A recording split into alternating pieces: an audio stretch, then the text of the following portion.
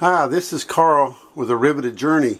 Today we're going to do the Nature's Head Composting Toilet installation or modification to where you remove the tank and use the black tank to receive the waste. So that way you're not having to take the tank off the front or lift up the lid and take the tank out like normal, because this thing is up here, the tank is down here, so this way you don't have to do that. So what we did is we took the floor piece out. Now I've got two different lights on here, so let me try to get a little more light. Now we took the original toilet out, and you can see we've already got the brackets mounted for the Nature's Head, and down inside here this is actually threaded. This part is threaded. So when your flange is on here, you unscrew the screws and you twist it. It's normal threads. It turns just like a normal thing. So that way to loosen it, that way to tighten it. Then what I did was I'd gotten a 3-inch plug. A lot of people use test plugs to put in there, but I just used a normal 3-inch plug, and that was going good. I just screwed that on there. It goes down below the floor level, so the toilet would sit right on there. I didn't have to do anything, add anything to it. Then I got to thinking, wow, is there a way I can use this tank? So I got to thinking about it. So I said, okay, well, here's what I can do. So I drilled a hole in that. You can see the hole in there. And then I got some 3/4 tubing. There's an adapter here. Here's another adapter. And this piece comes off of a washer machine drain hose. See, here's the other part of it. See, this is the part that hooks in to the drain in the wall, and this part comes into the washing machine. So I kind of modified it a little bit. It had 3 settings where you can go 1.1/8, 1.25, and then 1 inch.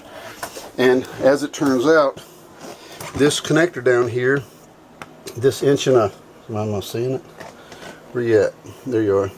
This 1.25" fits perfectly on it. Now I've got to get a clamp on here to hold it on there, but for right now I'm just holding it with my hand. And so I squeezed all this together. This is going to be hard. I'm going to try to set this down. Let's see if I can do this without tearing up too much. So I screw this on. Now I also figured out that because the front of the toilet sits here, I needed to have a way for the hose to go down and under. So I cut this slot. This is only about probably 1.5" by 2 fingers, by 3 fingers. Just to kind of give you an idea, normal size hand. So probably 1 inch by 1.5", 2 inches that way. So then I screw this plug down like this. I get it on there tight. I made a mark so I knew where it was tight where I would be at. And then I wiggle this in, and this is snug. This is not a loose fit, so that's pretty snug right there. And then what I can do is, again, I'm gonna have to kind of set this up right here, and I grab the toilet and I set it on the things where it goes like that. See it sitting where it needs to be, and then I put my hose here, and then I'm gonna clamp it up so everything's nice and secure. So I got a clamp on the bottom part there. I have a clamp here. So now the liquid will go into the bowl like normal, and just go into the tank.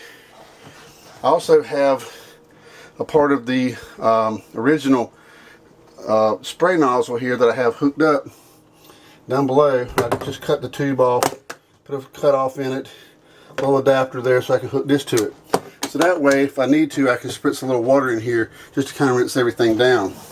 So now we can combine our gray tank with our, let me turn this yellow light off. We can combine our gray tank with our black tank and get a lot more capacity, and not have to deal with taking that P tank out, you know, every so often. It's really hot in here. I'm sweating like a hog, so.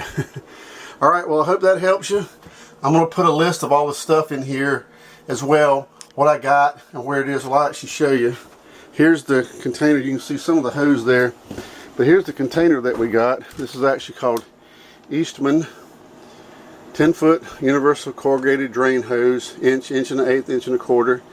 We got it at Lowe's. There's the particular part number for it right there. And then the other things, this is just I got a spare part right here. This is just a 3/4 braided hose like that. I'm only using probably about 6-8 inches of it. I got a foot, but I didn't need them that much. And then the piece that screws in here,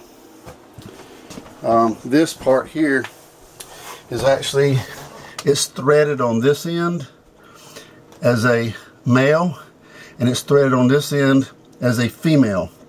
This is a 3/4 to 1/2 inch, or maybe the hose, this hose is 1/2 inch. So this is a 3/4 to 1/2 inch, and that's a barb fitting, and that screws into here. And then this screws in so tight, you really don't need any kind of a clamp on it.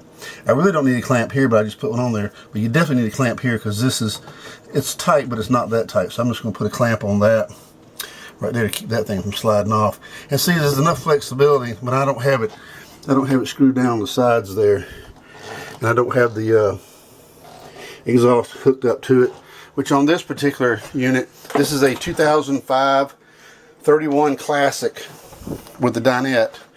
As you can probably see, I actually came in here and went into the drain, which is the clean out for the drain going to the sink. And I just tapped in here, put my hose in here, and I blow air into there.